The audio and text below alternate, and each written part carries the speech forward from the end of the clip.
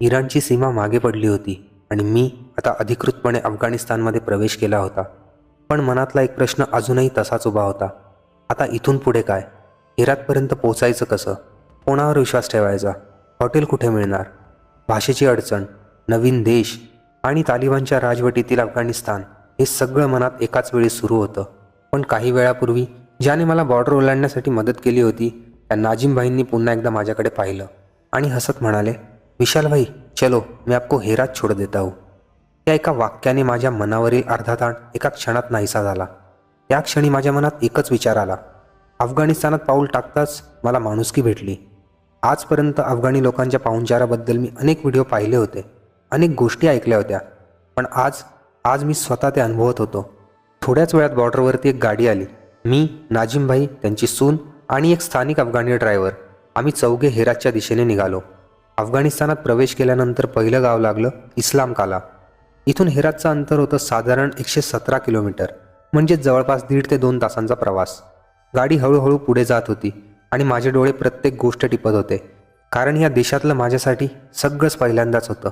एवढ्यात नाजिमभाईंनी त्यांच्या पिशवीतून एक पदार्थ काढला, दिसायला अगदी आपल्या समोशासारखा. ते म्हणाले, विशालभाई खाईये. मीही विचार न करता तो हातात घेतला.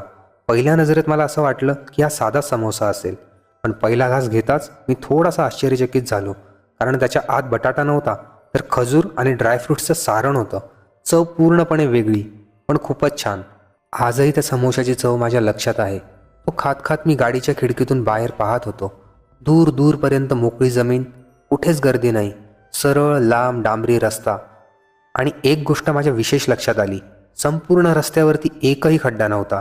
मी खरंच या गोष्टीने आश्चर्यचकित झालो, कारण बॉर्डरपासून हेरातपर्यंतचा रस्ता इतका उत्कृष्ट असेल याची मी अजिबातच अपेक्षा केली नव्हती. गाडीमध्ये इराणी आणि अफगाणी संगीत सुरू होतं. त्या सुरांसोबत आमचा प्रवास पुढे सरकत होता. साधारण 30 ते 40 किलोमीटर प्रवास झाल्यानंतर अचानक माझ्या उजव्या बाजूला मला एक रेल्वे ट्रॅक दिसला. मी अक्षरशः चकित झालो. माझ्या मनात पहिला विचार आला, अफगाणिस्तानमध्ये रेल्वे? मी लगेच नाजिमभाईंना विचारलं. ते म्हणाले, विशाल भाई ये रेलवे ईरान और अफगानिस्तान को जोड़ने के लिए बनाई जा रही है.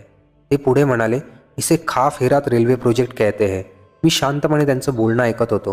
त्या क्षणी माझ्या मनात एक वेगळाच संघर्ष सुरू झाला, कारण आजपर्यंत जगभरात मी अफगाणिस्तानबद्दल जे काही ऐकलं होतं त्यामध्ये रेल्वे, विकास आणि इन्फ्रास्ट्रक्चर या गोष्टी कधीच नव्हत्या. पण आज अफगाणिस्तानात प्रवेश केल्यानंतर पहिल्याच दिवशी हा देश मला एकामागून एक सरप्राईज देत होता. तेव्हा पहिल्यांदाच माझ्या मनात एक विचार आला, कदाचित आपण जे ऐकतो ते पूर्ण सत्य नसतं. हळूहळू गाडी हेरातच्या दिशेने पोहोचत होती, पण शहरात प्रवेश करण्याआधी आम्हाला तालिबानचे 3 चेकपोस्ट दिसले. मी मनात म्हटलं, आता नक्की आपल्याला थांबवतील. पण आश्चर्य म्हणजे एकदाही आमची गाडी थांबवली गेली नाही. आता माझ्यासमोर नवीन प्रश्न उभे होते. परदेशी प्रवासी म्हणून स्पेशल परमिट घ्यायचं होतं, हॉटेल शोधायचं होतं, स्थानिक सिम कार्ड घ्यायचं होतं, जेवणाची व्यवस्था करायची होती आणि या सगळ्यांची सुरुवात अजून व्हायची होती. नाजिमभाई माझ्यासोबत असल्यामुळे हा प्रवास नक्कीच थोडा सोपा झाला होता, पण मनाच्या एका कोपऱ्यात भीती आणि कुतूहल दोन्ही अजूनही तितकंच जिवंत होतं. आणि मग जसं आमची गाडी हेरात शहरात शिरली, त्यानंतर माझ्यासोबत असं काही घडलं ज्याची मी अजिबातच कल्पना केली नव्हती. तो प्रसंग माझ्यासाठी पूर्णपणे शॉकिंग होता.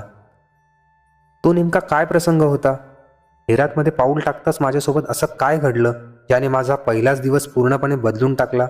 हे जाणून घेण्यासाठी ऐकत रहा MTW स्टोरी पॉडकास्ट, नाशिकर इन अफगाणिस्तान. मी आहे विशाल चव्हाण. पुन्हा भेटू एका नव्या अनुभवासोबत. तोपर्यंत जग पाहत रहा, मन जपत रहा आणि कथा जगत रहा. जय हिंद, जय महाराष्ट्र.